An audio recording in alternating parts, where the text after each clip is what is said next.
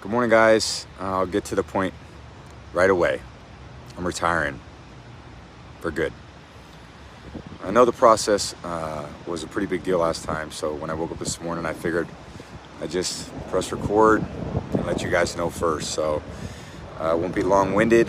Like, you only get one super emotional retirement essay, and I used mine up last year. So really thank you guys so much, to every single one of you, for supporting me, my family, my friends, my teammates, my competitors.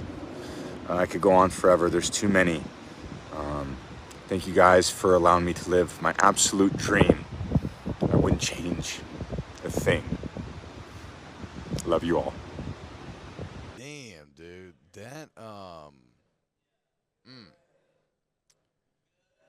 Yeah, it's tough. That's interesting. It's very human, and Yeah. it's funny because with how it starts, it was so casual, and Tom Brady is one of those guerrilla advertisers, right? He'll like create something that you're not sure exactly what it is, cool video or something, then you realize, oh, it's like tied to his brand or something like that. So like at first I was like, is this a troll video? But no, it gets like very in like there's something very the plane going on in the background that you hear just getting out and getting ahead of it, man. Take control. He looks like the greatest to ever play the game is officially stepping away. Yeah, man, he got emotional there. And love Tom Brady, hate Tom Brady, wherever you feel. He is the greatest quarterback that we've ever seen. He did it so many times, and then what he did at Tampa, that's remarkable. I mean, he goes and wins a championship, but even at his age, to be able to have the year that he had a year ago, and you've never seen that before, and so like he literally gave everything he had Yep. to the game of football. I mean, there's a lot of sacrifice in there for Tom Brady. So to hear him get emotional, you can tell. I mean, football is his life. Football is what he knows. Right, wrong, or indifferent. That's how that man feels, and so he's losing the biggest piece of himself. And how is he going to fulfill that is going to be the question. Like, he's going to go to the booth. We've seen guys go to the booth and then not, feel that need to be around the game. Hopefully for Tom Brady, he can find that in the booth, coaching, whatever he ends up doing. Do you think he wants to go to the booth? I know he signed that massive contract. I just always, for some reason, I think he'd be great at it. I think that one thing Tom Brady has done here these last few years, when he got out of New England, I think he started to show like kind of a bit more likable side, a bit less kind of machine side. I do think he's a very effective communicator, obviously. So like, I think he has all the hallmarks of being great at that job. But I don't. You talk about filling a void, man. It's just such a hole to try to fill in any athlete's life when they get done playing, much less his, where he allowed it to be all-consuming. And it's like, is that booth even enough? Like it almost feels like he's such a larger-than-life persona that even like something like the number one booth at Fox almost feels like too small for who he has been really during our entire lives, past 20-plus years. I mean, he is like when you talk about truly the best to ever do it, like your Jordans or whoever, Gretzky, LeBron, like this is one of those immortal type of characters, and so it's always weird seeing them when they are moving on. Bad news for Greg Olsen, you think, though? You think Greg Olsen and Kevin Burkhardt getting broke up now?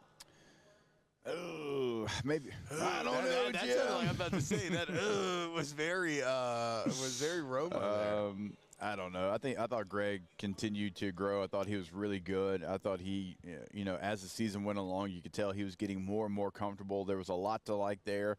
I don't know what they end up doing with it, but I think they've got a good situation on their hands. I assume Tom Brady's going to be really good at it. It's an art. I mean, obviously it's something that not everybody has that skill set. So I don't know. I guess it depends. I mean, obviously, like Romo being on the top game at CBS, how do you not have Tom Brady on the top game in Fox? He's got. I mean, yeah, you're paying him. It's like a first-round pick, right? Yeah. It doesn't matter if he's like, multiple levels worse than Greg Olsen. Right. He's still getting the starters reps. Yeah. Like, hey, get him out. Hey, Greg. Hey, you just caught an 80-yard touchdown. Get him out. Yeah, Put Tom it's like in. how was that Foxy? Who's the coach said? That's how Elway went over there because of Monty Ball. Yeah.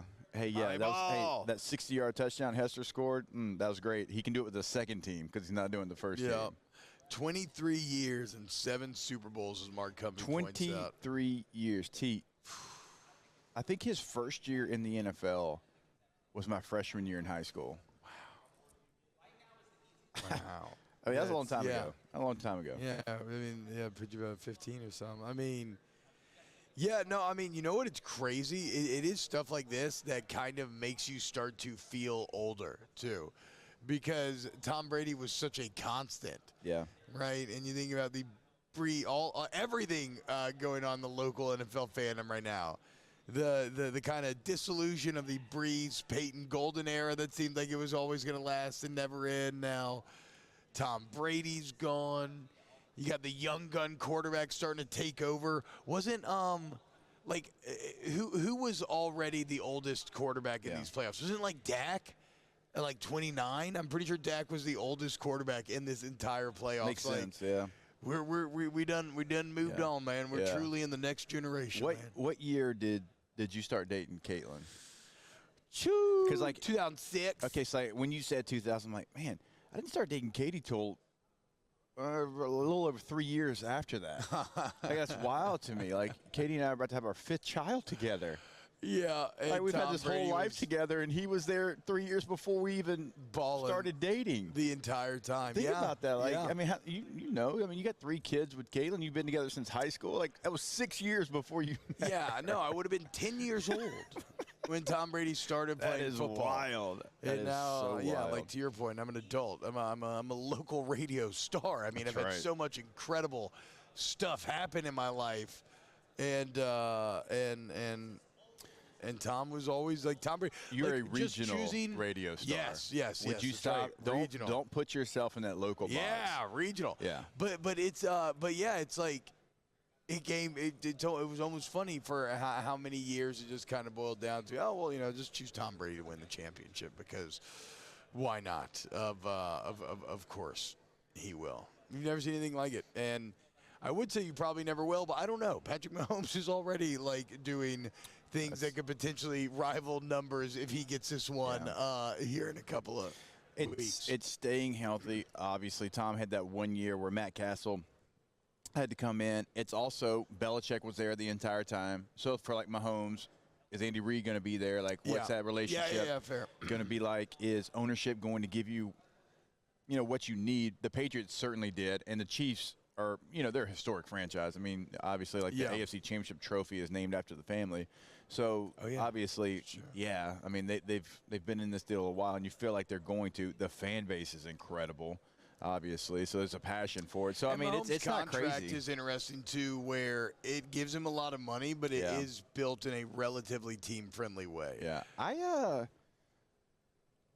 think I know that Patrick Mahomes and his brother and wife and the TikToks and all that was like something that everybody wanted to throw out there when they talked about him. It's like, wait a minute, let's forget about that. Like, actually, like what he's doing and what he's doing for the team and the way, like you're right, he structured his contract and the way he goes about his business and he's humble in his approach and all these things. He's a very likable guy. Yeah, he is incredibly likable. I agree. So Mahomes is it is a testament though to how when you win too much, you almost can't help but become like a bit of a villain in many people's eyes because, like even like Brady kind of leaned into the villain thing. Like there's nothing villainous about Patrick. Hey, oh, come on, man, he's just like a real nice guy. But he's caused a lot of pain for other NFL fan bases, right? And so you have to look for attack angles. Yeah. And his brother being too excited on TikTok, like that kind of speaks to what a likable guy he is. That's right. They're like, that is the angle that you have to attack. Did you see that guy's TikTok dance? Yeah. He was on the logo on the sideline. I mean, I forget what logo that was, but it's like, I didn't see that.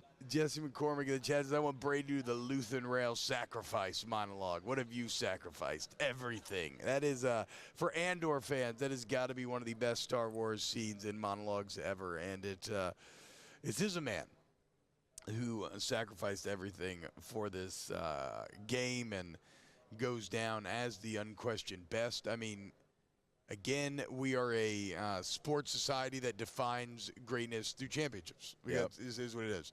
regardless if you think that somebody was physically better, had better stats, et cetera, does not matter.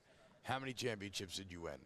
And in the sport where it should be hardest, I feel like, maybe baseball would argue, but I don't know. Even baseball, though, you have 7-game series, which I think helps cut down on variance. Like in the sport where anything can go wrong, one team just has a good day during the playoffs, and all of a sudden you're 18-0 and you lose Super Bowl, right? Like in that sport, it's such a team sport. To win that many championships, be the common denominator on that many different teams, really boggles the mind. I don't even fully understand how that's possible. His Taverin is very strong. I know I've talked about it before. He's just got that thing that Burrow, Mahomes, that reality distortion field, man. The world just bends around his will, and it was amazing getting to watch him play. It's crazy.